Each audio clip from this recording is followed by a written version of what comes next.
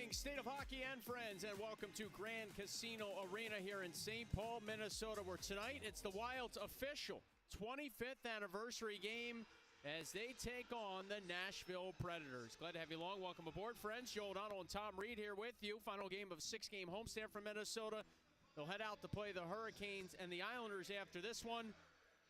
Tom, for the Wild, a big-time win Saturday to kind of right the ship. You got to get one to get out of your funk. They got it, but really now this team's got to start stringing it together. How do they go about it?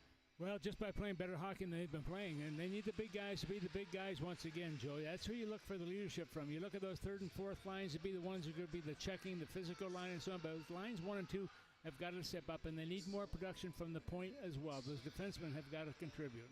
So the Wild come into this hockey game at 4-6-3. They got their second home win of the year Saturday against the Canucks, scoring in each period of that game. Tarasenko with 3 points. The first 3+ goal win for the Wild since opening night. So it's nice to have a little bit of a comfortable victory on Saturday. As for the Predators, they played last night, each team's last game, ironically enough, against the Vancouver Canucks. The Wild beat them Saturday. The Predators fell to the Canucks last night in overtime 5-4 in Nashville. They led that game 1-0, then they trailed it 3-1.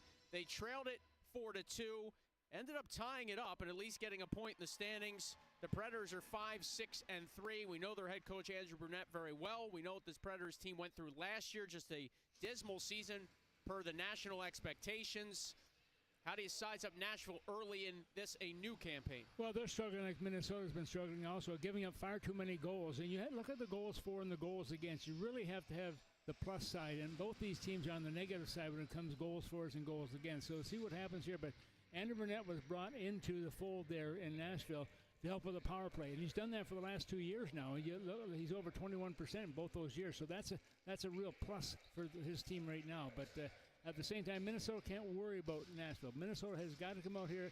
They've got to play smart. They got to play hard, and they need the big guys to really step up. John Hynes really liked the game Saturday from his team, called it a good 60-minute effort, talked about both special teams being dialed in, how well his team checked. We'll see if they can follow it up tonight with the Preds in town.